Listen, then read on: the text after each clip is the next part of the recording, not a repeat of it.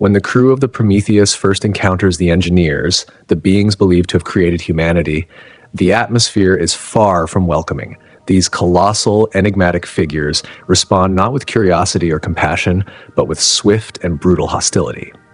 The human explorers, having traveled across unimaginable distances spanning light years, arrive with hopes of understanding their origin, only to be met with violence that raises a profound and unsettling question.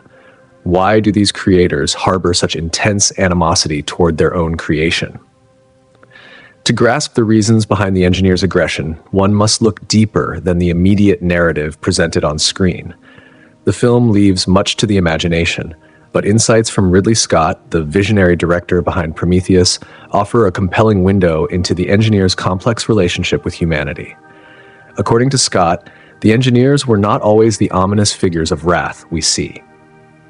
Once, they were benevolent caretakers, cosmic gardeners of sorts, traveling the vast expanse of space to sow the seeds of life on countless worlds. They saw themselves as nurturing protectors, shepherding biological evolution across the galaxy. Earth was merely one of their many experimental gardens, a planet where they carefully cultivated the human species with deliberate care. Their intent was hopeful and full of promise. Over time, however, the bond between creator and creation began to deteriorate. The hopeful project slowly transformed into a tragic failure in their eyes. Humanity, once regarded as a masterpiece of cosmic cultivation, became seen as violent, destructive, and unworthy of the gifts bestowed upon it. The pivotal moment in this shift appears to have occurred around 2,000 years ago, coinciding with the height of the Roman Empire, a time of profound human turmoil and transformation. Ridley Scott's interpretation suggests the engineers attempted a final intervention to steer humanity toward enlightenment. They sent an emissary, a figure some have likened to a Christ-like savior, whose mission was to teach humans peace, compassion, and wisdom, virtues that might elevate their species and restore the Creator's faith in them. Tragically, humanity did not accept this gift. Instead, the emissary was rejected, betrayed, and ultimately crucified by the very beings he came to save. This act of violence was more than the crucifixion of a single being. It was a symbolic severance of trust and hope. For the engineers, this moment represented the definitive proof that humanity was beyond redemption. Their disappointment was profound, akin to parents witnessing their child's downfall with a mix of sorrow and anger. From that point forward, the engineers' stance hardened. They began to prepare a grim final solution, the annihilation of the human race. The star map discovered by the Prometheus crew, which charted the course to the engineers' homeworld LV-223, was not an invitation to knowledge or reunion, but rather a calculated trail leading to humanity's destruction. Yet the story of the engineers' relationship with humanity might be more complex than this singular narrative suggests. Some interpretations propose that the engineers are not a united front, but rather a divided civilization with conflicting ideologies. One faction might be devoted to creation, spreading life and nurturing civilizations across the stars, while another faction embraces destruction, seeking to cleanse or reset experiments that have gone awry. The creators see themselves as architects, cosmic gardeners who plant life seeds across the universe. But there may be darker elements within their society that favor eradication over salvation. This duality adds layers of intrigue and ambiguity to the Prometheus saga, painting the engineers not as simple villains, but as multifaceted beings wrestling with their own moral dilemmas, decisions, and the consequences of their cosmic experiments. Their hatred or hostility toward humanity, therefore, may not be unanimous, but instead rooted in complex, fractured perspectives within their ranks. The story of humanity's origin and the fate of its creators continues to unfold, inviting viewers to explore the depths of cosmic ambition, failure, and the fragile hope for redemption. The destroyers hold a chilling and uncompromising belief. Every form of life beyond their own species is an abomination, an affront to their very existence. To them, life should never be allowed to develop and evolve freely on its own terms. Instead, any species that shows signs of rising to their level of power and influence is viewed as a direct threat to their cosmic order. This fundamental conflict within the ranks of the engineers, the creators of life, provides a haunting backdrop to the story of humanity's origin and potential fate. This internal schism might explain the paradox at the heart of their actions. Initially, they brought life into being on Earth, seemingly as an experiment or a spark of potential greatness.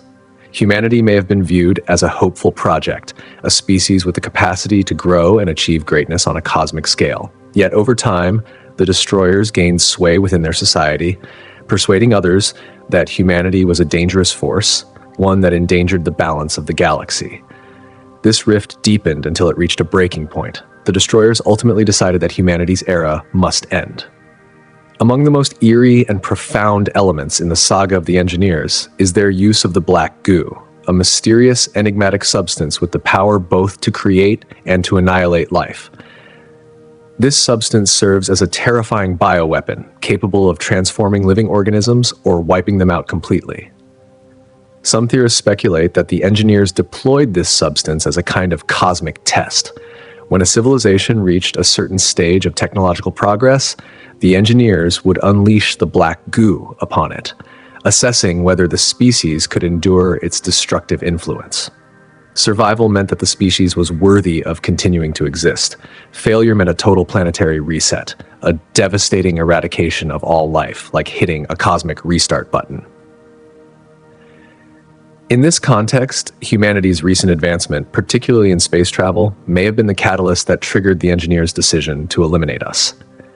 When the crew of the ship Prometheus ventured to the distant moon LV-223, they symbolized humanity crossing a forbidden threshold. We had moved beyond our home planet, gained the ability to explore the stars, and implicitly challenged the Engineers' dominance over the galaxy. From the perspective of the Engineers, this was the ultimate act of defiance.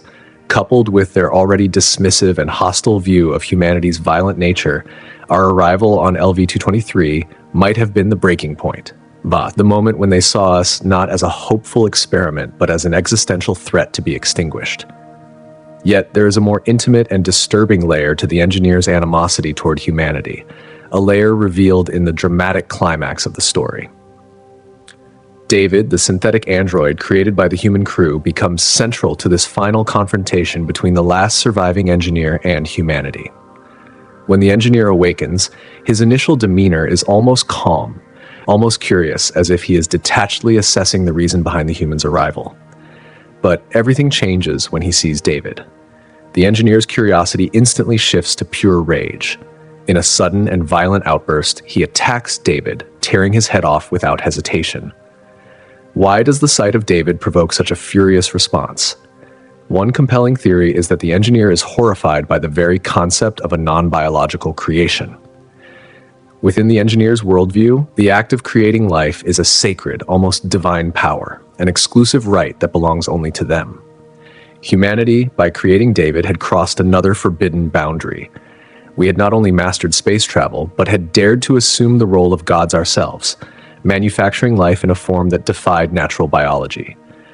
This moment exposes the core of the Engineers' complex relationship with creation and destruction. Life, in their eyes, is something to be controlled, shaped, or obliterated according to their will. Humanity's emergence and audacity to mimic their power shattered the delicate balance of cosmic authority. The clash between creator and creation, biological and artificial, hope and destruction, echoes through the silent void of space and raises profound questions about the nature of existence and the cost of ambition. In this unfolding cosmic drama, humanity stands at a crossroads. We are both the fragile outcome of an ancient experiment and a burgeoning force with the potential to rewrite the rules of life itself. But with this potential comes the shadow of annihilation, a warning etched in the stars by those who once gave us life but now see us as a threat to be erased.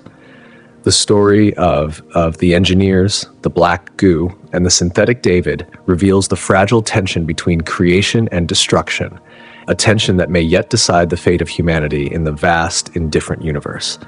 David, as an artificial life form, stands as a profound emblem of humanity's relentless desire to imitate the divine act of creation itself. To the Engineers, beings of immense power and inscrutable motives, this act of engineering a synthetic life is nothing short of a transgression, an unforgivable sin against the natural order they set. Their violent response to David transcends a mere physical attack on an android. It is a potent symbolic rejection of humanity's audacity and arrogance, a direct repudiation of what they perceive as humanity's overreach into realms reserved only for gods. Ridley Scott's insights, combined with the theories surrounding these enigmatic beings, sketch a vivid portrait of a species that embodies both godlike authority and deeply rooted imperfection. The engineers are paradoxical figures, creators who breathe life into new forms, but also ruthless destroyers who do not hesitate to annihilate their creations when they stray from the ideal they envisioned. This duality reflects an ancient myth, echoing the story of Prometheus, the titan who defied the gods to bestow fire upon mankind. Just as the gods punished Prometheus for his bold defiance, the engineers seem to punish humanity for what they view as a betrayal, a deviation from the path of perfection. This connection between the engineers and Prometheus brings us to one of the core themes of the story: creation and its consequences. The engineers' animosity toward humanity does not stem from jealousy or fear, but from a profound disappointment. They see humanity as their own creation, yet one that has wandered far from the intended path. The violence, greed, and destruction that characterize human behavior stand in stark contrast to the qualities the engineers hope to cultivate. From their perspective, humanity has failed to fulfill its potential, and now the engineers seek to erase this failure, to reset the experiment and begin anew. Yet beneath this veneer of disappointment lies a deeper, more complex fear. The engineers' decision to eradicate humanity may be rooted not only in their disapproval, but in a dread of what humanity could one day become. As we evolve, develop new technologies, and push the frontiers of science, there exists the possibility that we might surpass even our creators. This fear of being outdone by their own creation may be the ultimate source of the engineers' hatred. It is not merely our failure they despise. It is the terrifying prospect that we might succeed beyond their control or understanding. The tragedy of the engineers is that they are caught in a ceaseless cycle of creation and destruction. Bound by their rigid vision of perfection, their hatred for humanity reflects their own flaws and limitations. Their inability to accept the inherent imperfections of life traps them in a paradox. In striving to impose their image upon the universe, they become ensnared by the very forces they sought to master. Creation in their hands becomes inseparable from destruction, and the architects of life are also its greatest executioners. Ultimately, the engineers' hatred of humanity reveals more about themselves than about us. Their disappointment mirrors their own failure, their own imperfection as creators. In seeking to erase humanity from existence, they are simultaneously attempting to erase the evidence of their own flaws and mistakes, a desperate effort to rewrite a story of failure as one of control and dominance. One of the most haunting mysteries presented in Prometheus is the star maps found across ancient civilizations on Earth. These maps, etched into the cultural fabric of disparate societies that had no contact with each other, served as a cryptic guide leading the crew of the Prometheus to the distant moon, LV-223. It appears the engineers intentionally left these maps scattered across the globe, almost as if they wanted humanity to discover them. But this deliberate act raises a chilling question. Why would the engineers leave behind a map that leads directly to a place filled with bioweapons, especially if their intent is to destroy us? One compelling theory challenges the notion of an invitation. Instead of welcoming humanity to their domain, the star maps might have been warnings, markers signaling where humanity should not go.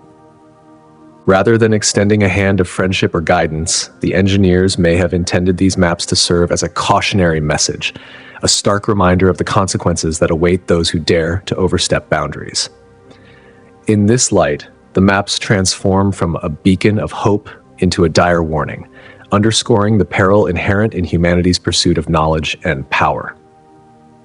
The star maps etched into the memories of ancient civilizations lead to a distant moon known as LV-223. This desolate satellite harbors a secret far darker than its barren surface suggests, a place that houses one of the most terrifying creations ever conceived by the enigmatic engineers, the Black Goo.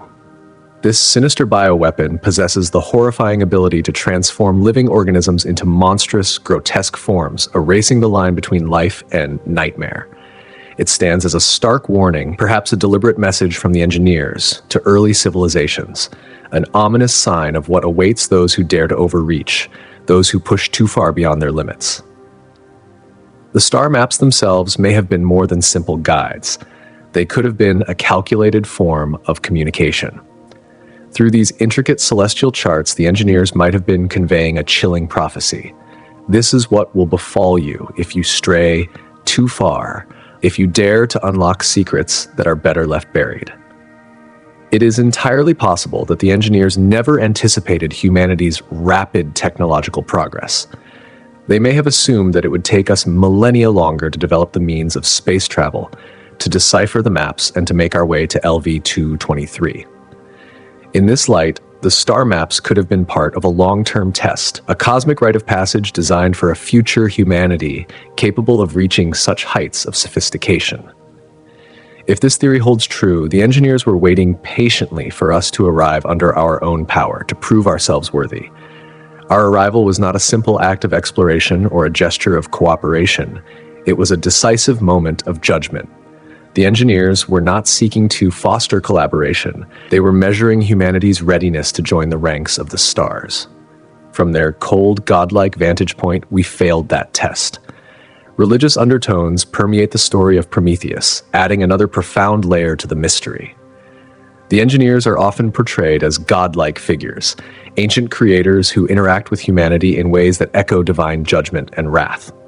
LV-223, with its haunting temples and deadly bioweapons, evokes the imagery of Armageddon itself, a place where humanity confronts its final reckoning. The star maps may not have been an invitation to join the engineers, but a forewarning of doom. The engineers might have been watching humanity all along, silently observing whether we would evolve into a species capable of survival, or whether we would succumb to our own arrogance and self-destruction. When the moment came to decide, they were ready to pass judgment on our fate. The architecture of LV-223 offers further clues, its design layered with symbolic meaning. The temple structures rise like jagged mountains, their towering peaks and forbidding walls conjuring images of ancient myth. This could be a deliberate allusion to the legend of Prometheus, the titan punished by the gods and chained to a mountain for gifting fire to humanity. In this narrative, the engineers assume the role of the gods, meting out punishment to humanity for daring to surpass its bounds.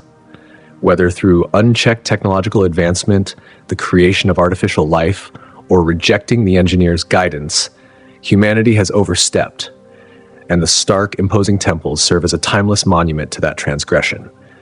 These structures are not just architectural marvels, they convey a sense of isolation and eternity. Filled with ancient relics and lethal biological weapons, the temples stand as both a warning and a testament to the engineers' power to destroy. The clinical, sterile environment clashes starkly with the organic, unpredictable nature of the black goo, creating a complex juxtaposition between highly advanced technology and a primal, almost spiritual use of biological transformation. This contrast deepens the enigmatic relationship between humanity and the engineers, hinting at something far more intricate than a simple creator and creation dynamic. Across disparate cultures and epochs, the discovery of star maps pointing to the same star system adds even more intrigue to this enigma. How could civilizations separated by vast distances and centuries all depict the same celestial coordinates? The most logical explanation is that the engineers made repeated visits to Earth, seeding life and monitoring its development. These encounters left an indelible imprint on human history, inspiring myths, religious stories, and entire belief systems passed down through countless generations. The star maps might have been humanity's earliest attempts to record these alien visitations, though early humans likely never grasped the true purpose behind them. In this sense, the maps symbolize humanity's incomplete understanding of the vast cosmic forces shaping our existence. This narrative closely aligns with ancient astronaut theories, hypotheses proposing that extraterrestrial beings visited Earth long ago, influencing human civilization's growth. In the context of Prometheus, the engineers are the ancient visitors, guiding early humans and leaving behind cryptic clues to their presence. The star maps could represent a millennia-spanning experiment, a grand design to assess humanity's progress, waiting for the day when we would be capable of following the trail left by our creators. Yet whether this test was meant to lead us toward salvation or destruction remains an open question. It is also worth considering that the engineers may not be a unified species with a single purpose. Perhaps factions within their ranks held conflicting agendas, some seeking to nurture humanity, others perceiving us as a dangerous threat to their own existence. Such an internal schism could explain why the engineers simultaneously created and attempted to annihilate life on Earth. In this scenario, the star maps might be the handiwork of a rogue faction striving to guide humanity towards some ultimate destiny, while another faction sought to eradicate us before our power grew too great. The idea of LV-223 as a testing ground invites profound speculation about the engineers' ultimate plan for humanity. Could the journey to LV-223 have been less an invitation and more a final challenge? A cosmic trial designed to determine whether humanity was ready to ascend to the engineers' level of existence? The black goo itself might have been the most brutal element of this trial, a test of resilience, intelligence, and adaptability in the face of unimaginable horror. Watching from a distance, the engineers awaited the outcome, ready to either welcome us into their cosmic fold or wipe us out and start anew if we failed. The religious and mythological parallels embedded in the Prometheus story enrich the symbolism surrounding the star maps even further. The engineers' complex relationship with humanity mirrors countless myths of gods who create, guide, and ultimately judge their creations. Much like divine beings of old, the engineers left the star maps as a form of divine challenge. They point toward LV-223, a place of reckoning where humanity confronts the consequences of its ambitions. Viewed through this lens, the journey to LV-223 takes on the character of a pilgrimage, humanity's desperate search for answers from its creators, only to find devastation instead. Ultimately, the true purpose behind the engineers leaving the star maps remains one of the most tantalizing and enduring mysteries woven into the story of Prometheus. Were they a call to join a greater cosmic order, a dire warning meant to dissuade further advancement, or a cold, calculated test to determine our fate? The answers remain hidden among the stars. One thing is absolutely clear: the engineers have been watching us closely. From the very beginning, they have observed every step of humanity's journey, our breakthroughs, our celebrations, and even our darkest failures. They stood as silent witnesses, seeing both our rise and our mistakes. And when the moment finally arrived for humanity to seek out its creators, to confront those who gave us life, the engineers were not caught off guard. They were prepared, waiting to pass their final judgment. At the heart of this encounter lies the star map, a mysterious symbol that holds a dual meaning. To some, it represents hope, a guiding light to our origins and possibly a future salvation. To others, it is a harbinger of doom, a grim warning of what might come when we confront powers beyond our understanding. This star map is far more than just a celestial guide. It embodies the fragile, complex relationship between humanity and the engineers, a relationship equally by awe and dread, by creation and destruction, by trust and fear. In the theatrical release of Prometheus, the climactic meeting between the last surviving engineer and the human crew unfolds in a whirlwind of violence. The engineer remains silent, his thoughts unreadable, while his raw physicality screams louder than words ever could. Pure rage drives his attack, swift and merciless, leaving audiences to wonder what thoughts and emotions might have filled his mind in those final moments. Was it anger, disappointment, something deeper, more tragic?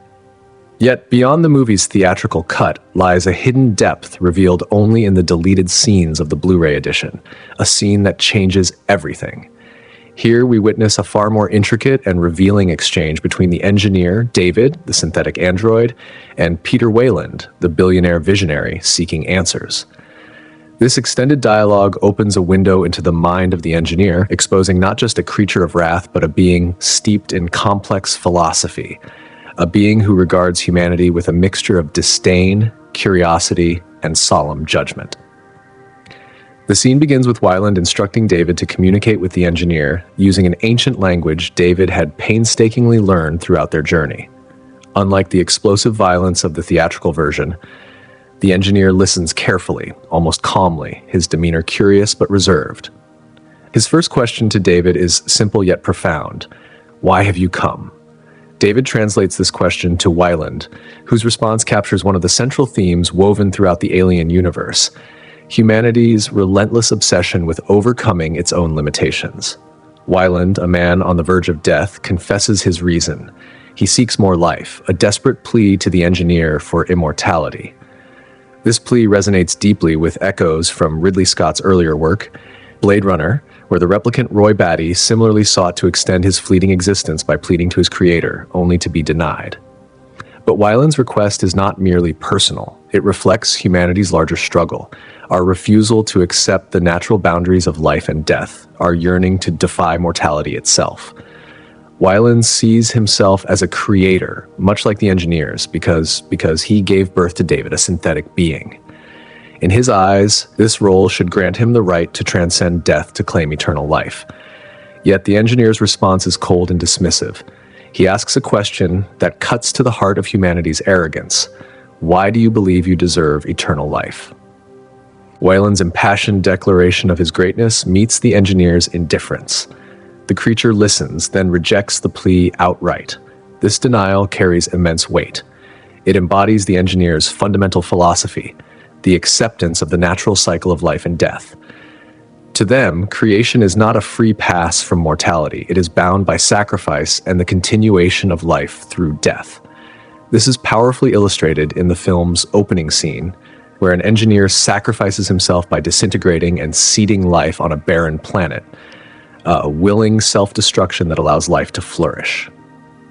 In stark contrast, Weyland's refusal to accept death represents a profound transgression against this order. His arrogance and desire for immortality mirror the very flaws that caused the engineers to lose faith in humanity in the first place. By denying Weyland, the engineer is not just rejecting one man's quest for eternal life, he is condemning humanity's overreach. Humans, in the eyes of their creators, have strayed dangerously far from the natural path. We have developed technologies capable of manipulating life itself, creating synthetic beings like David, and in doing so attempted to assume the role of gods. This, the engineers see as a violation, a crossing of sacred boundaries. Weyland's plea is a stark reminder of this transgression. His belief that creating life elevates him to the level of the engineers reveals the hubris that defines humanity's tragic flaw, the refusal to accept limits. The deleted scene further enriches our understanding of the engineer's reaction to David. At first, the engineer regards David with detached curiosity, intrigued by this synthetic being that represents humanity's pinnacle of technological achievement. But that curiosity quickly sours into revulsion when the engineer realizes David is an artificial creation, a mockery of true life. The brutal act of tearing David's head off becomes symbolic, not just an attack on the android, but a rejection of humanity's arrogance. David is a testament to human ambition and technological prowess, but to the engineer, he is an abomination. Destroying David sends a clear message. Humanity has crossed a line that should never have been crossed. This moment connects to the broader religious and mythological undertones that permeate Prometheus. Much like gods in ancient myths, the engineers wield the power to create life, but also carry the grave responsibility to ensure that creation follows the right path. When their creations deviate, when humans become violent, greedy, or obsessed with escaping death, the engineers act as cosmic judges, enforcing the order they set in motion. In this way, the encounter is not merely a clash of beings, but a profound meditation on creation, mortality, and hubris. It questions the price of seeking godlike power, the consequences of defying natural laws, and the fragile balance between wonder and terror in the human journey to understand its own origin. The engineers intervene to correct what they see as a critical failure, an error that humanity has become in their eyes. From their perspective, humans represent a failed experiment, unworthy of the incredible gifts and knowledge bestowed upon them. This harsh judgment culminates in the engineers' decision to annihilate the human crew, a decision steeped in divine condemnation.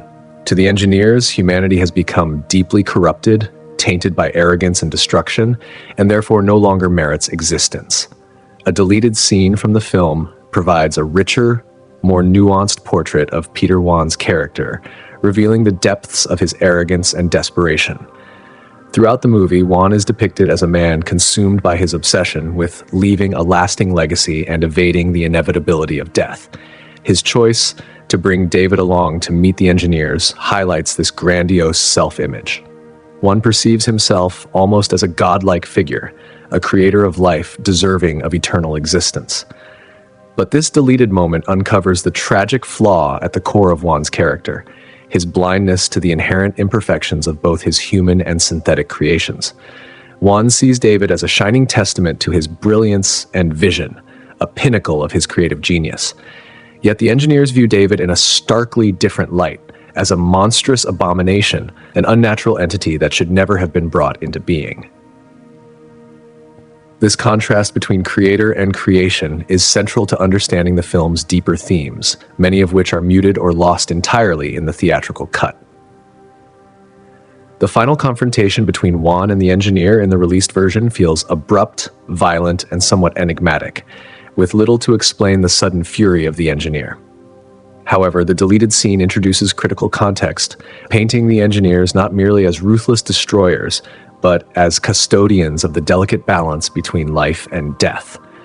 They are guardians of a natural order that must be maintained, ensuring the cyclical progression of existence. Wan's plea for immortality threatens to disrupt this essential balance, and the engineer's violent response is less an act of senseless aggression and more a necessary correction. Their refusal to grant Wan's demand for endless life underscores one of Prometheus's central themes, hubris. This theme resonates deeply with the ancient myth of Prometheus, the titan who defied the gods by gifting fire to humanity, only to be punished severely. Similarly, Wan's aspiration to transcend mortality is an act of rebellion against the fundamental laws governing life and death. The engineers, much like mythological gods, are prepared to obliterate their creations when they overstep their roles and boundaries. Their decision to exterminate Wan and the human crew serves as a grim reminder of the consequences of defying these sacred principles. The added dialogue and scenes also enrich the film's exploration of the complex relationship between creators and their creations. Just as the engineers fashioned humanity only to be disillusioned by their work, Wan fashioned David only to have his own creation rejected and condemned by the beings he idolized. This cyclical dynamic between creators and creations is woven tightly into the fabric of Prometheus's narrative, and the deleted scene offers a clearer, more explicit examination of this motif. Ultimately, both the engineers and Wan find themselves undone by the consequences of their creative ambitions. The engineers' act of creating humanity and humanity's subsequent creation of synthetic life in the form of David set off an unstoppable chain reaction, spiraling towards destruction and downfall. The deleted scene reveals how these interconnected creations and creators collide, each triggering consequences they neither foresaw nor controlled. In summary, the deleted scene from Prometheus sheds vital light on the motivations behind the engineers' actions and reveals key thematic layers underpinning the entire film. It deepens our understanding of the engineers as guardians of life's natural cycle, beings who will not hesitate to destroy their creations if that cycle is threatened. Wan's request for immortality and the engineer's violent refusal stands as a powerful metaphor for humanity's dangerous hubris and the perils of overreaching. By removing this scene, the theatrical version of Prometheus loses much of its philosophical depth, leaving these profound meanings hidden beneath the surface. However, with the addition of dialogue, we gain a far deeper and more intricate insight into the complicated and often fraught relationship between creators and their creations. This profound exploration brings to light the philosophical questions that sit at the very core of the film. The haunting moon, designated LV-223, the silent stage where the tragic events of the Prometheus expedition unfolded, refuses to remain a forgotten and desolate wasteland. Even long after the crew's catastrophic demise, after the death of both the enigmatic engineers and the human explorers, LV-223 continues to exist, not as an empty void, but as a living, evolving world shaped by the remnants of these two species. More critically, it is the lingering presence and influence of the black goo that defines the moon's ongoing transformation. This mysterious and terrifying substance, with its unparalleled capacity to alter organic matter in horrifying and unpredictable ways, reshapes not only the barren surface of LV-223, but also the very trajectory of its biological future. In the years following the ill-fated Prometheus mission, the moon undergoes dramatic and unsettling changes. What was once a barren, rocky, and inhospitable environment begins to transform into something far more complex, something alive, dangerous, and profoundly alien. The black goo, now spilled and seeped across the surface and ecosystems of LV-223, acts like a dark catalyst, rewriting the rules of life itself. Originally engineered as a bioweapon designed to simultaneously destroy and evolve life forms, this substance accelerates growth within the moon's fragile ecosystems. Vegetation, once scarce and struggling in the harsh conditions, begins to flourish at an extraordinary rate. What had been a desolate battlefield between humanity and its creators slowly morphs into a lush and vibrant organic jungle teeming with alien life that is as beautiful as it is terrifying. The ampoules of black goo left scattered in the abandoned engineer military outpost disperse through the environment, speeding up the emergence of new and often monstrous species. This creates a fragile but thriving ecosystem, a dangerous and unpredictable web of life where plants, insects, and predatory creatures evolve at an unprecedented pace. The alien life forms that appear seem otherworldly even by the dark and advanced technological standards of the engineers. As the black goo continues to saturate the soil and infiltrate the atmosphere, the very climate of LV-223 shifts. The moon's atmosphere, once utterly unbreathable to humans, begins to develop conditions that could, in theory, support human life. Yet this new environment is far from a sanctuary. Every organism on LV-223 is now influenced and mutated by the black goo's mutagenic properties, creating life forms that are hostile, rapidly evolving, and relentlessly predatory. About 1 year after the tragic Prometheus mission, a probe is sent to investigate what remains on the moon. What it encounters is far more than expected. Though the surface appears transformed, one element remains stubbornly unchanged: the engineers. A surviving engineer, concealed deep within the labyrinthine corridors of the military installation, destroys the probe before it can transmit any critical data back to Earth. This shocking discovery reveals that not all of the engineers perished during the Prometheus events. Some may have survived, potentially in cryosleep, waiting silently for the return of humans, or perhaps another species to continue their ominous experiments. This lone engineer, or possibly others like him, could still be watching, patiently waiting for the right moment to reclaim their lost dominion or unleash another devastating force across the galaxy. Their intentions regarding humanity and the black goo remain shrouded in uncertainty, but their continued presence casts a long and ominous shadow over the fate of LV-223. Yet the story of LV-223 does not end here. In the decades that follow, human expeditions persist in returning to the moon, each eager to uncover the secrets of the engineers and the dark mysteries surrounding the black goo.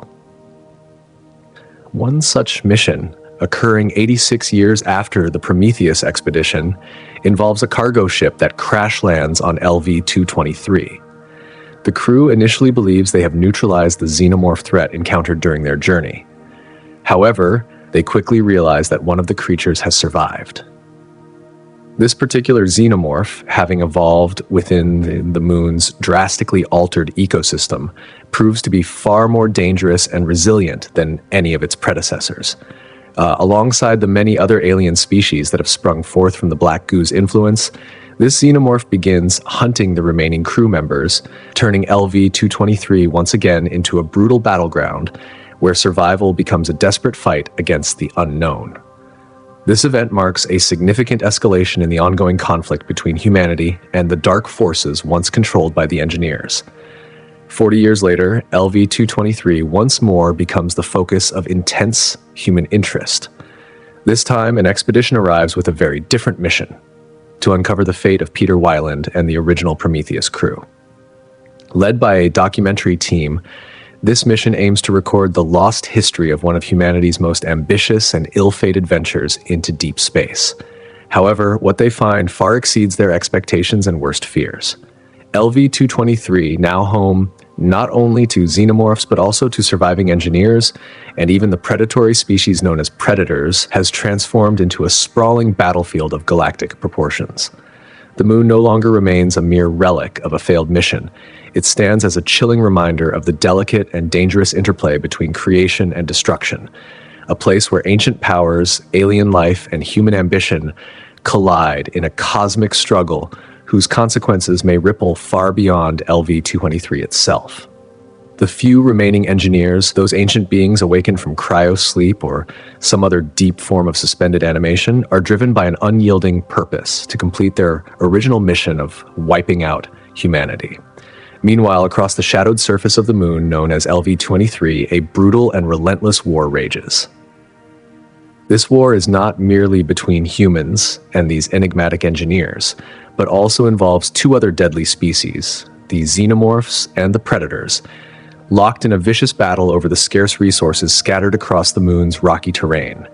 This hostile environment, once a quiet military outpost, has transformed into a sprawling battlefield, a chaotic war zone where the only rule that matters is survival. The conflict between these three ancient, near-mythical species, xenomorphs, predators, and engineers, exposes the harsh and terrible legacy of LV-223.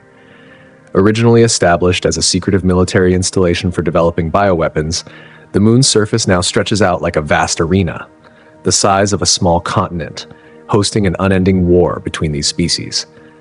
The remnants of engineer technology, fused with the mutagenic properties of the mysterious black goo, have turned LV-223 into a unique crucible where evolution proceeds without any checks or limits. This moon is a breeding ground for both new life and death, a place where the normal laws of nature have been rewritten.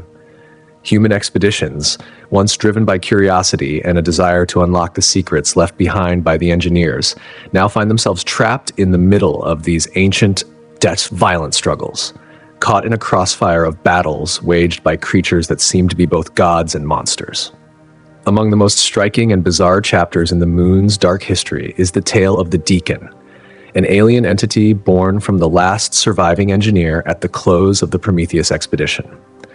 Over a century or more, this creature has undergone massive evolution and mutation, growing to monstrous proportions. By the time later human explorers arrive, the Deacon has fused almost completely with the moon's landscape, its massive body rising like a grotesque mountain from the ground. This terrifying fusion of biology and machinery stands as a chilling monument to the dark legacy left behind by the engineers. The Deacon, born from a blend of human and engineer DNA, is a stark example of the destructive power unleashed by the black goo. Now embedded within the moon's surface itself, the creature serves as a grim reminder of what happens when the boundaries between creation and destruction become indistinguishable.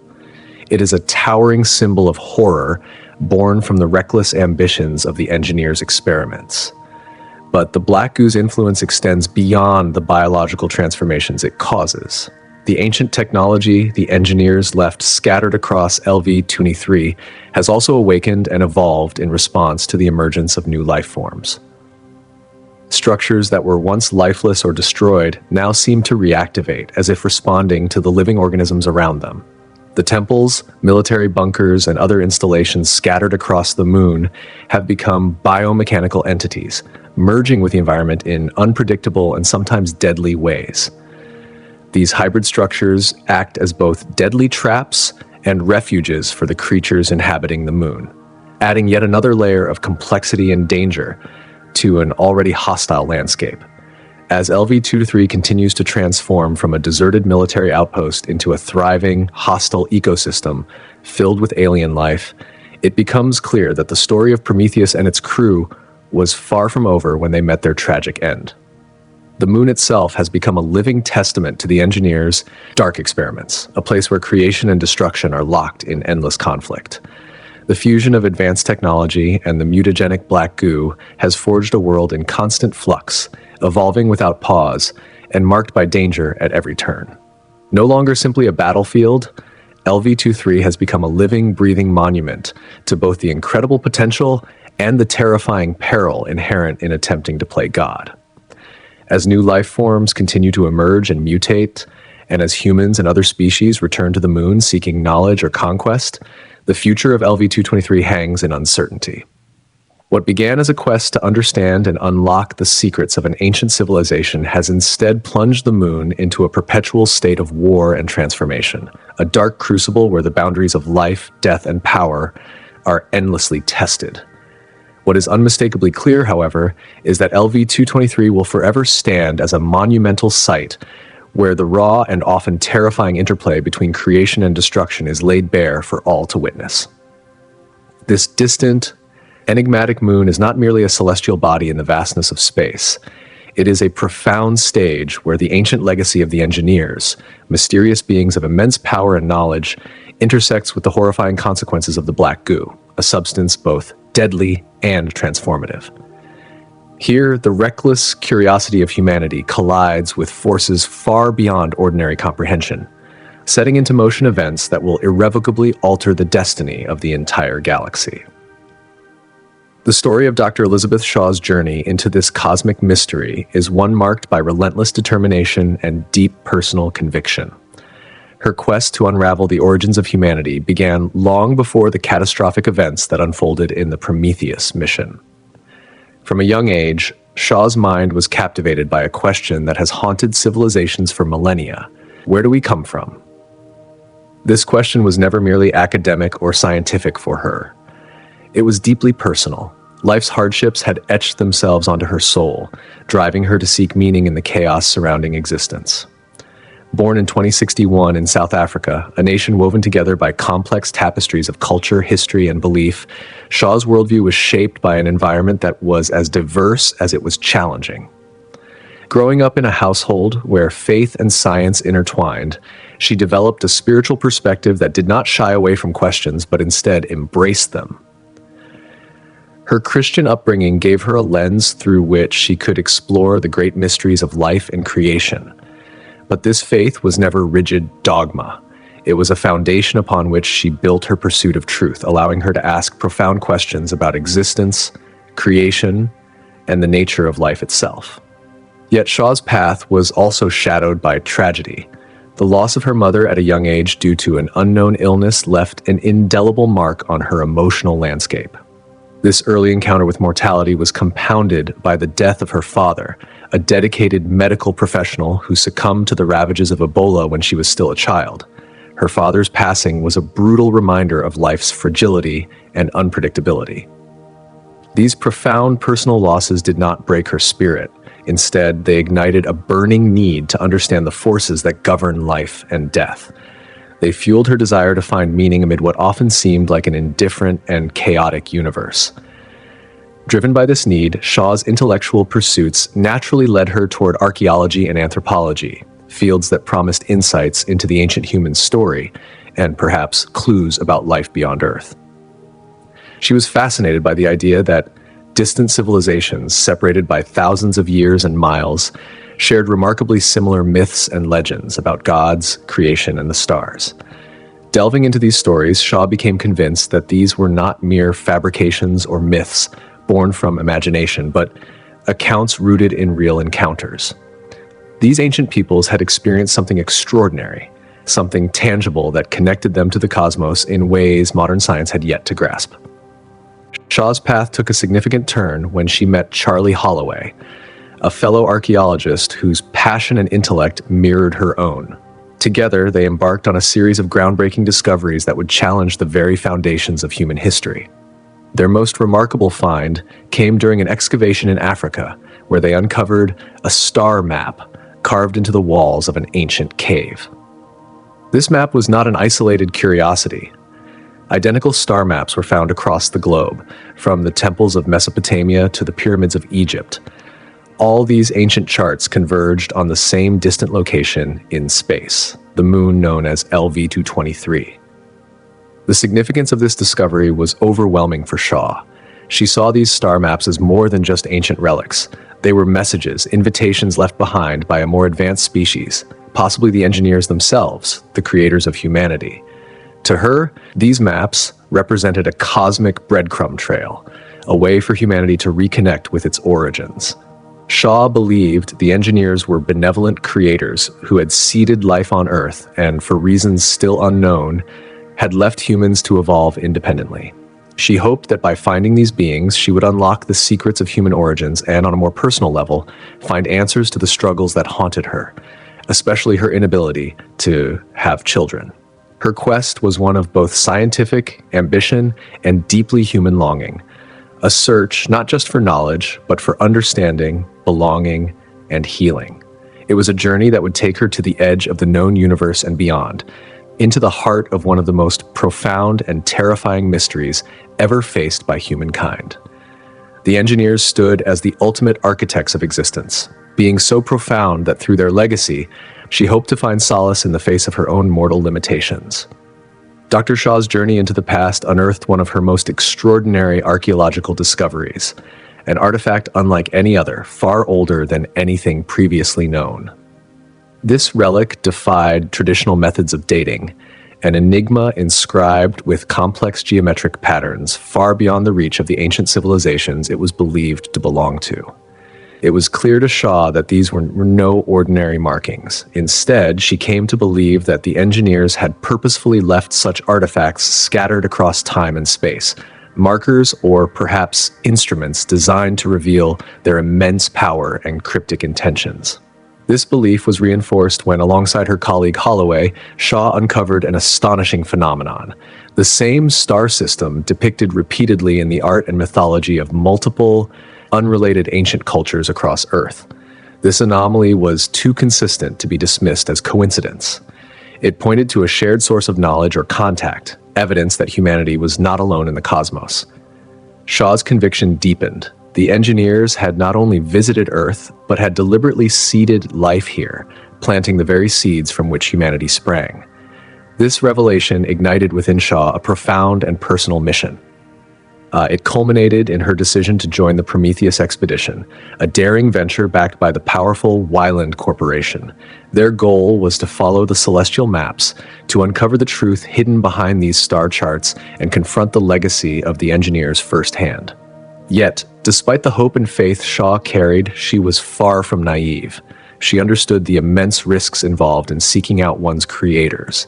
The path was uncertain and fraught with peril, but she was ready to sacrifice everything in the relentless pursuit of answers. For Shaw, this was never just a scientific mission. It was a spiritual pilgrimage, a quest to bridge the gap between humanity and the beings who had gifted it life. When the Prometheus finally landed on the moon, LV-223, her intellectual resolve and personal faith were tested beyond anything she had imagined. The structures they explored were eerie and desolate, far from the welcoming halls she might have dreamed of. Instead, a terrifying truth began to emerge. The engineers were not benevolent creators. Instead, they harbored dark and destructive intentions toward humanity. The discovery of the black goo, a volatile and deadly biological weapon capable of mass destruction, revealed the engineers' sinister nature. Rather than salvation, Shaw found herself confronted with a chilling possibility. Humanity was nothing more than a biological experiment, one the engineers were ready to erase without hesitation. Yet even as the Prometheus crew fell victim to the horrors unleashed by the black goo and the engineers themselves, Shaw's spirit remained unbroken. Her quest only grew more urgent after Holloway's tragic death, caused by exposure to the same deadly substance. The hope she once placed in the engineers was shattered, replaced by a fierce determination to understand why these beings had created humanity, only to turn against it. By the end of the expedition, Shaw stood as the last surviving human, accompanied solely by the severed but still functioning head of the android David, whose own motivations were complex and often morally ambiguous. Where many might have chosen to return home broken and disillusioned, Shaw made a different choice. She resolved to press on, to continue the journey to the engineers' home world and demand the answers humanity desperately needed. Her faith in the engineers was gone, destroyed by the harsh reality she uncovered. But her faith in the pursuit of truth, unyielding and fierce, remained intact.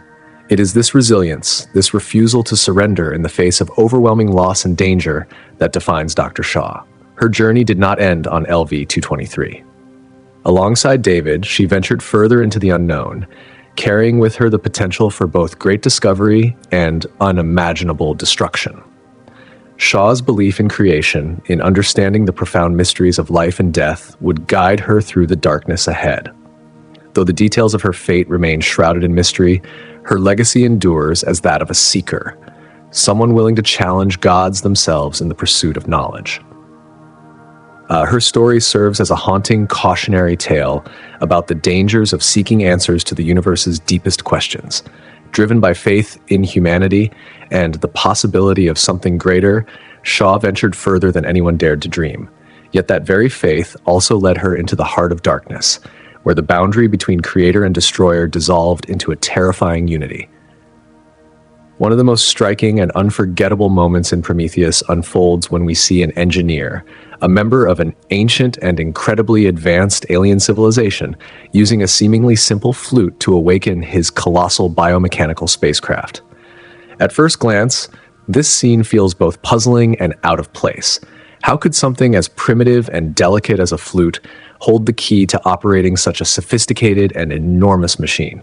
The explanation lies deep within the unique way the engineers blend biology and technology, creating a form of control unlike anything humanity has ever dreamed of. For the engineers, the flute is far more than a musical instrument. It is a key that unlocks a profound connection between sound and life itself. The spacecraft, often called the Juggernaut, is not a mere machine built from metal and wires. It is a living entity, bioengineered to respond to very specific stimuli. This vessel is a breathtaking fusion of organic life and technological innovation, designed to bridge the gap between biology and machinery in a way that feels almost seamless. When the engineer plays the flute, it emits a highly precise frequency that the ship recognizes, responding to the sound as if it were a language. This method of activation reveals the engineer's extraordinary mastery of bioengineering. Instead of relying on buttons, levers, or digital commands, they use sound, a medium so fluid and intangible as the control mechanism for their technology. This is not just about manipulation, it is about harmony, a perfect synchronization between the living ship and its pilot. Beyond the practical function of the flute, this moment offers a glimpse into the engineer's worldview. It reflects an ancient, universal understanding that the foundation of reality itself is vibration. Modern theoretical physics, especially string theory, echoes this concept by proposing that the universe's fundamental building blocks are not particles, but tiny vibrating strings of energy. Each string vibrates at a different frequency, giving rise to the various particles and forces that make up everything we see. By controlling their ships through sound frequencies, the engineers demonstrate a deep comprehension of these cosmic vibrations. They are, in essence, conducting the symphony of the universe, tuning their technology to the frequencies of creation itself.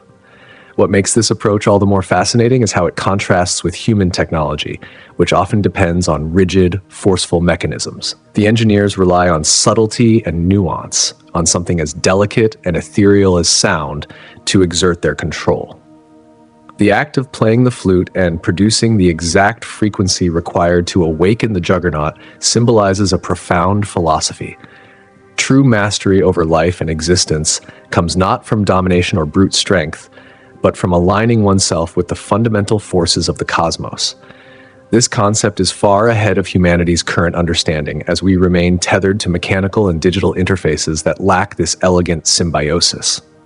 The biological nature of the Juggernaut itself deserves closer attention. These massive ships are not merely vehicles, but living organisms designed to merge seamlessly with their pilots. When the engineer settles into the pilot's seat, he does not simply press buttons or pull levers. Instead, his body becomes intertwined with the ship. The suit he wears, though it appears mechanical, is actually a form of bioengineered armor that interfaces directly with the ship's organic control systems.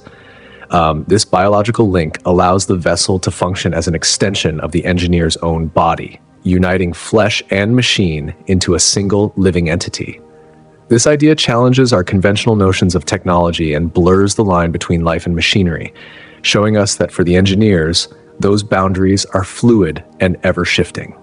This fusion between pilot and ship implies that the juggernaut is more than just a tool for transportation. It is a responsive, living being capable of perceiving and adapting to its environment. This is vividly demonstrated when the human crew of the Prometheus boards an engineer spacecraft. They observe how the environment around them reacts subtly to their presence. The walls shift, the atmosphere feels denser, and the ship itself seems to awaken, as if aware of the foreign life within its corridors. The juggernaut is not a passive container, but an active participant in its surroundings, displaying a level of awareness that transcends typical machine behavior. In this light, the engineer's technology appears less like a cold, lifeless construct and more like a living symbiosis of biology and mechanics. Their mastery lies not only in their scientific prowess, but in their deep understanding of the universe's fundamental harmony. This single scene in Prometheus, with its enigmatic flute and living ship, opens a window into a civilization whose technology resonates with the very fabric of existence, inviting us to reconsider what it truly means to control and coexist with the forces of life. The flute emerges as much more than a simple musical instrument. It becomes the vital key to awakening a living, breathing organism, a colossal ship, by sending a resonant signal that stirs it from dormancy. This awakening is not random or accidental, but a deliberate and profound moment, carefully orchestrated through sound. The choice of the flute as the activation tool is far from arbitrary. It is deeply entwined with the core philosophies of the engineers, as well as the broader thematic tapestry woven through the story of Prometheus, which explores creation, balance, and destruction in cosmic terms. Sound itself is one of the most fundamental and pure energies permeating the universe. It travels invisibly, carried on waves of vibration through air and space, subtle yet powerful enough to influence matter and life. These vibrations ripple across the physical realm, their effects ranging from the almost imperceptible to the deeply transformative. The engineers' reliance on sound to awaken and control their extraordinary technology reflects a worldview that values balance and harmony as central pillars of existence. Just as the delicate, measured notes of the flute breathe life into the massive ship, so too do the engineers seek to maintain equilibrium within their creations, and by extension, the universe itself. When this fragile balance is shattered, whether through humanity's reckless creation of artificial life or through destructive impulses, the engineers respond decisively and without hesitation. Their judgment is swift and absolute, underscoring the seriousness with which they guard this cosmic order. In this way, the flute symbolizes much more than a means to an end. It represents the very fragility of creation itself. This delicate instrument, with its soft, gentle tones, possesses the astonishing power to command a massive, formidable entity, often described as a juggernaut. It is a striking reminder that true power does not always roar with brute force. Sometimes it manifests through subtlety, precision, and harmony with the natural forces at play. For the engineers, sound transcends mere control. It is a conduit that links them to the fundamental fabric of existence. Their method of activation, rooted in vibration and resonance, highlights the sharp contrast between their philosophy and humanity's approach. While humans frequently rely on technological machinery and brute manipulation, often seeking to impose their will through force and control, the engineers embody a deeper wisdom. They recognize that authentic power emerges from understanding and collaborating with the universe's innate forces, rather than attempting to dominate them. By employing sound to awaken and operate their technology, the engineers demonstrate not only their mastery over natural phenomena, but also their role as guardians of cosmic order. They are not simply creators who build with mechanical precision. They are keepers of balance, harmonizing the organic and the mechanical, the ancient and the advanced. This use of the flute also resonates with ancient human traditions, where music and sound have long been credited with mystical abilities, whether to heal, to summon spirits, or to influence the physical world. The engineers' utilization of sound underscores their profound connection to this primal wisdom and the unseen rhythms that govern life itself. This connection goes beyond the realm of science and technology, touching on spirituality and ancient knowledge. It reveals a civilization that perceives technology not as cold machinery, but as a living dialogue with the universe's very essence. The flute, in this light, is much more than an activation tool. It is a symbol of the engineer's intimate understanding of life, energy, and the cosmos. Their control over their creations through such an elegant, simple means is both awe-inspiring and humbling, a testament to their advanced mastery and reverence for the natural order. In the grander scope, the significance of the flute extends beyond a single scene or moment. It encapsulates the engineer's unique philosophy, one that harmonizes the organic with the mechanical, the ancient with the futuristic. Rather than relying on cold, impersonal technology, they use sound as a form of communication and control, bridging worlds and dimensions. This delicate balance between power and subtlety, creation and destruction, technology and spirituality speaks to a civilization that has transcended the limitations of mere engineering to become true custodians of life itself. Finally, the flute emerges not merely as a musical instrument, but as a profound symbol that encapsulates the very essence of the engineer's philosophy, a philosophy built on the delicate balance between creation and destruction. Just as a flute can conjure a haunting melody from a single breath, so too do the engineers wield the power to breathe life into existence with the gentlest of touches. Yet, that same breath, once tender and life-giving, can silence the music entirely, extinguishing what was vibrant and alive. In this duality, the flute becomes a striking metaphor for the engineer's role. They are both architects of life and agents of its end. They possess the divine authority to create, but they also bear the grave responsibility to destroy. Within this context, the flute transcends its simple form and represents the complex, intertwined forces that the engineers command.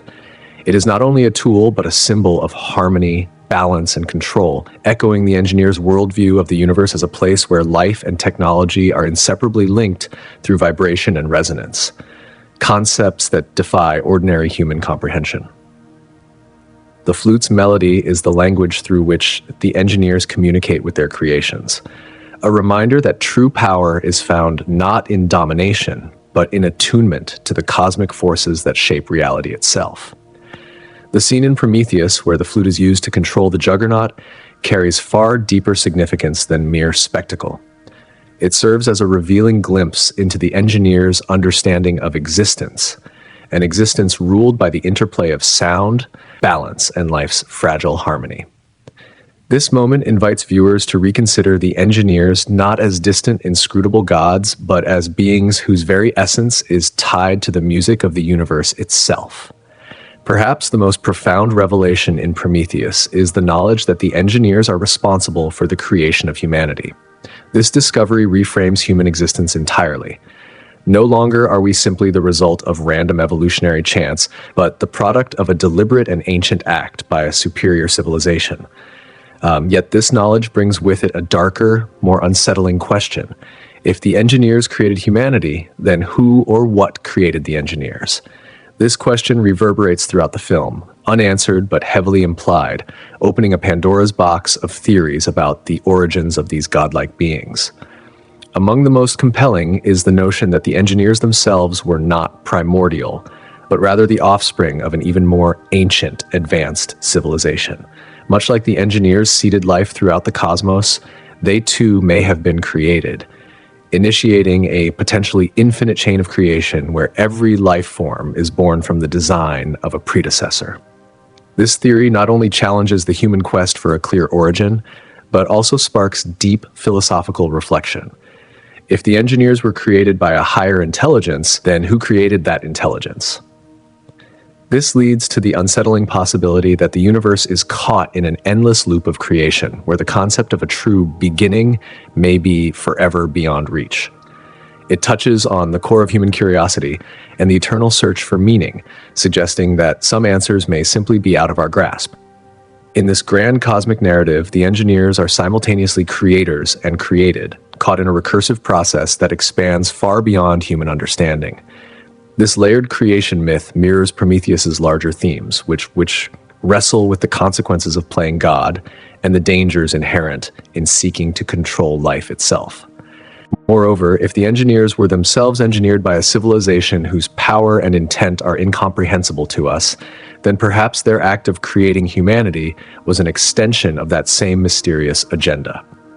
This raises the possibility that the cycle of life and creation is not driven by benevolence or divine grace, but by cold scientific curiosity, experimentation, or even indifference. In this light, humanity, and by extension the engineers, might be little more than participants in a vast cosmic experiment, entities whose existence is subject to forces beyond their control or understanding. Such a realization is both humbling and unsettling. It forces us to confront the notion that creation may not be an act of love or purpose, but a process driven by unknown motives in a universe indifferent to individual life. In this sense, the flute's haunting melody becomes a metaphor not only for the beauty and fragility of existence, but also for the chilling possibility that life itself is a fleeting note in an eternal cosmic symphony, one composed by hands far older and wiser than our own, whose intentions remain forever mysterious. Our destinies, as some theories suggest, are shaped not by benevolent creators, but by entities that regard us merely as tools or products, rather than recognizing us as sentient beings worthy of respect and autonomy. Among the devoted followers of the Alien franchise, one theory has gained considerable traction, one that challenges our understanding of the engineers themselves. This theory posits that the engineers are not just ancient creators, but are, in fact, direct outcomes of the mysterious black goo, the enigmatic bioengineered substance that lies at the heart of both Prometheus and Alien, Covenant. Far beyond a mere bioweapon, the black goo is believed by some to be a form of ancient intelligence, perhaps even a living force with its own agency. Its capabilities to transform and accelerate the evolution of life on a fundamental level suggest something far more profound than a simple chemical agent. According to this view, millions of years ago, primitive organisms came into contact with this substance, and the transformative properties of the black goo slowly but inexorably turned these simple life forms into the highly advanced, godlike beings we recognize as the engineers. This perspective casts the black goo not merely as a weapon of destruction, but as the very engine of creation within the alien universe. Its ability to break down organic matter and rebuild it anew hints that the black goo could be the primordial foundation upon which all life in this fictional cosmos is based.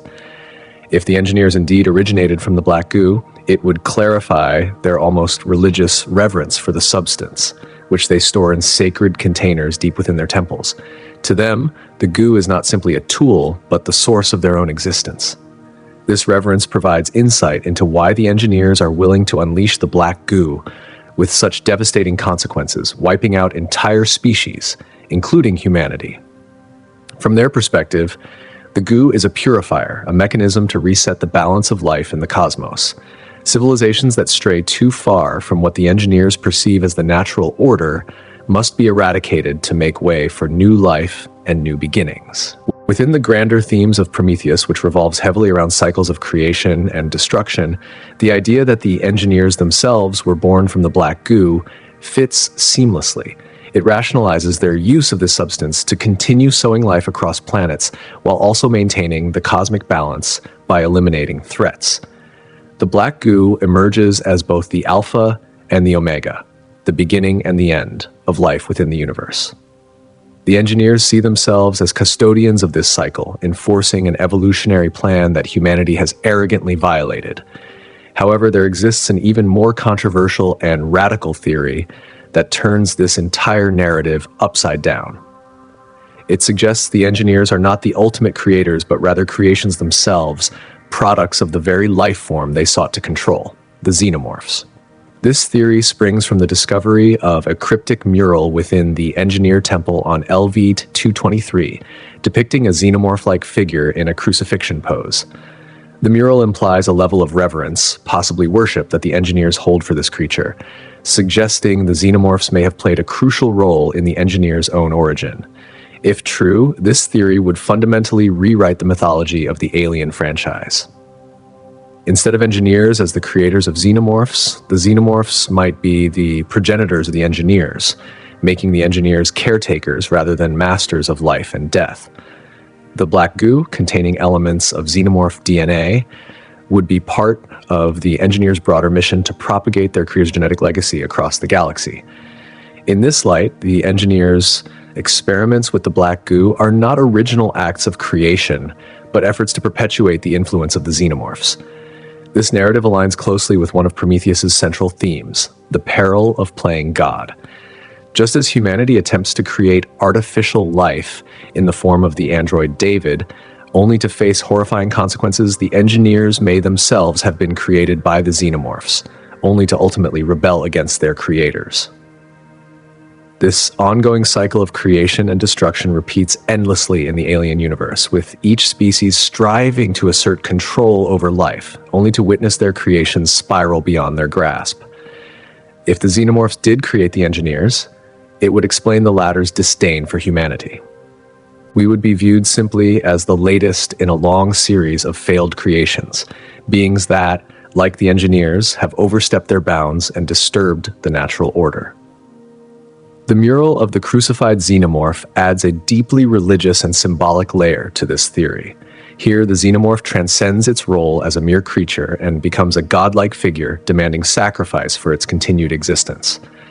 The engineers' willingness to sacrifice themselves, as seen in the opening scenes of Prometheus, echoes this idea of sacrificial creation. Just as the xenomorphs may have sacrificed themselves to bring forth the engineers likewise sacrificed themselves to seed life across the stars. This recurring motif of creation through sacrifice is woven throughout Prometheus and reinforces a haunting truth, that life in this universe is often born from destruction and death. In the end, the black goo, the engineers, and the xenomorphs exist within an intricate, interconnected cycle, one where beginnings and endings blur, creation and annihilation dance together, and the line between God and creation is forever shifting.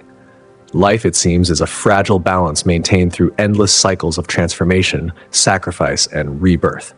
Ultimately, whether the engineers were themselves the creation of a civilization far more ancient and inscrutable, be it the enigmatic black goo or the terrifying xenomorphs, one truth remains unmistakably clear. These beings are far from the omnipotent gods they might seem to be at first glance. Instead, they resemble humanity in their complexity and vulnerability, woven into a vast, intricate web of cosmic creation and destruction far beyond any simple narrative. Their existence is both awe-inspiring and tragic, embodying the paradox of a species that aspired to wield absolute control over life, only to be undone by the very forces they sought to command. The question of who brought the engineers into being is not merely a query about their origins. It strikes at the heart of what creation truly means within this universe.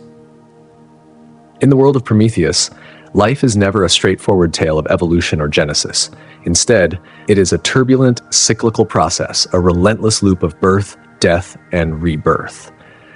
These cycles are propelled by forces so vast and enigmatic that no individual species, no matter how advanced, can fully grasp them.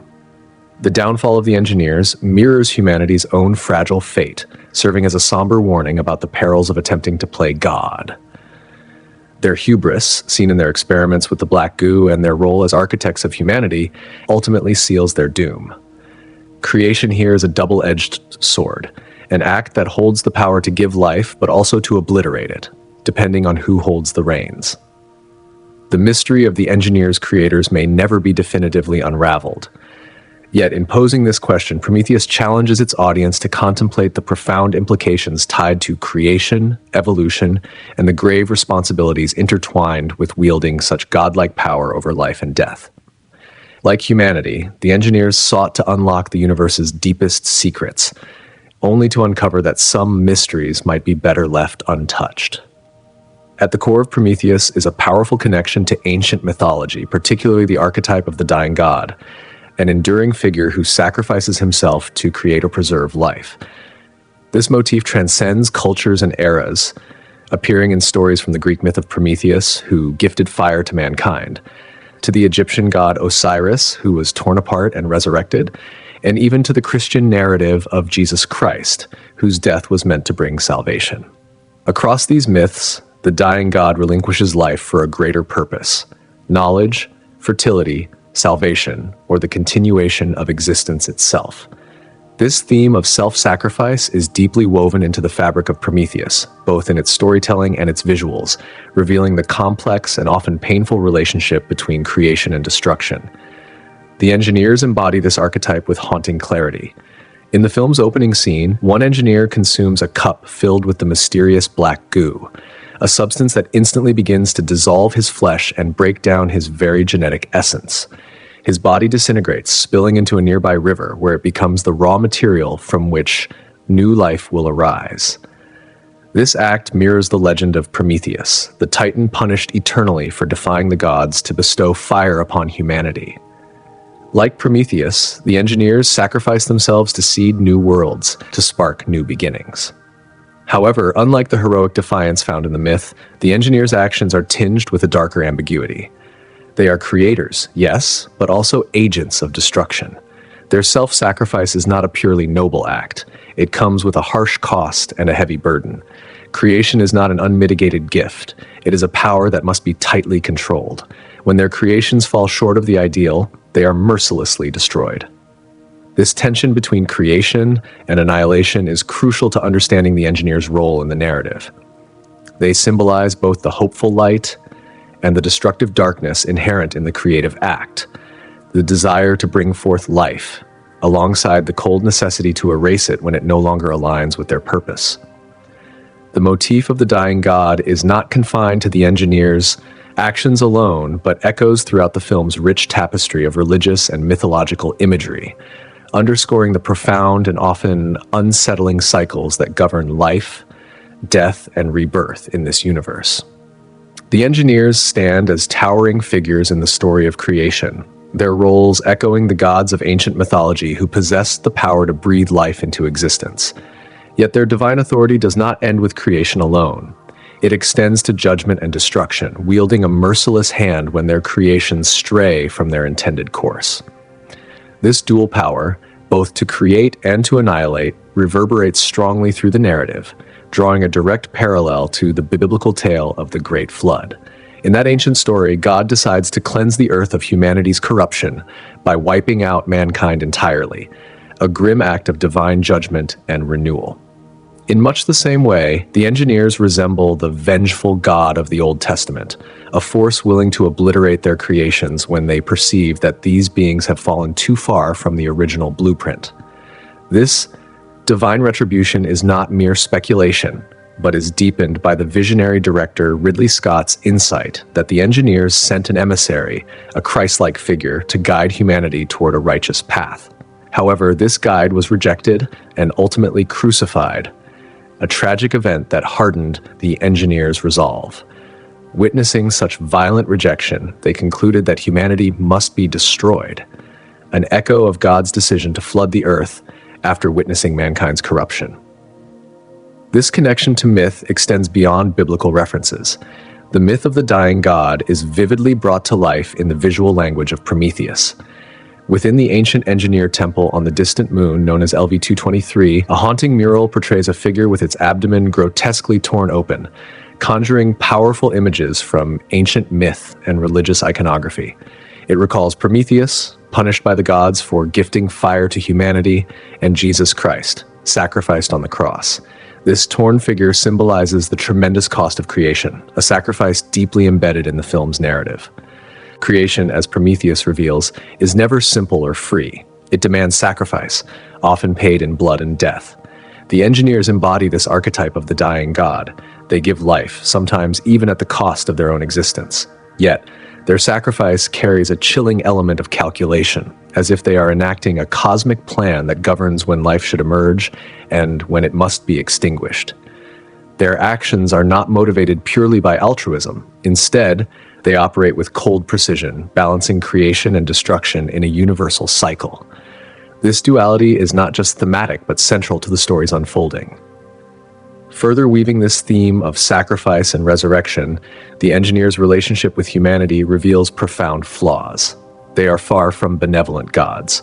Their expectations of perfection from their creations are unforgiving. When humanity fails to live up to the path laid out for them, the engineers do not hesitate to wipe the slate clean. This harsh judgment reflects the same dual nature of the dying god, who both breathes life into the world and snatches it away when the world no longer fits the divine vision. The film also reflects on human ambition through this mythological lens. Humanity, much like the engineers, has long grappled with creation and destruction, whether in technology, society, or culture. Time and again, human creations spiral beyond control, leading to unintended, sometimes catastrophic consequences. In Prometheus, the engineers become a mirror for this human experience. Their use of the black goo, a substance capable of both creating life and unleashing destruction, symbolizes the dangers inherent in unchecked creativity. This black goo is a weapon as much as it is a catalyst for life, embodying the ethical and existential dilemmas humanity faces in its pursuit to play God. The tension between creation and destruction is further personified in David, the synthetic android crafted by humans who ventures to understand the engineers and their godlike power. David embodies the same contradictory impulses, a creator and destroyer, driven by curiosity but also harboring resentment toward his own creators. His journey captures the ambiguity that defines the engineers themselves. He is fascinated by the power of creation, but willing to manipulate and destroy to achieve his goals. Through David, Prometheus explores the complicated dance between invention and annihilation that underpins the broader story. This mythic cycle reaches a climax in the film's final act, with Dr. Elizabeth Shaw, the last surviving human, setting out on a quest to find the engineer's home. Her determination mirrors Prometheus's defiance, stealing fire from the gods to bestow knowledge upon humanity. Shaw's journey is a profound exploration of humanity's eternal desire for knowledge and the perilous consequences of overreaching. Like the engineers before her, she is willing to risk everything, including her own life, to uncover the mysteries of creation. Prometheus ultimately compels us to reflect on what it truly means to be a creator. The engineers, with their godlike powers, represent the ultimate creators, yet their story exposes the darker shadows of creation, when the power to give life is intertwined with the capacity to destroy it.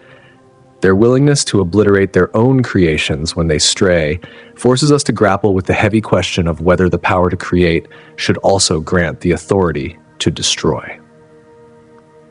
The downfall of the engineers, much like humanity's own struggles, serves as a stark warning about the dangers of assuming godlike control. Creation, as Prometheus shows, is never a simple or innocent act. It is charged with profound consequences. Those who wield such power must be prepared to face the destruction that often follows. Through the myth of the dying god, Prometheus invites us to see the cosmic dance of life and death, creation and annihilation, gods and mortals, played out on a vast, star-spanning stage across millennia. It leaves us with an urgent question. In our relentless pursuit of knowledge and creation, will humanity follow the path of the engineers, entwined with destruction, or will we break free, forging a new way forward, one that transcends the cycles of ruin and rebirth?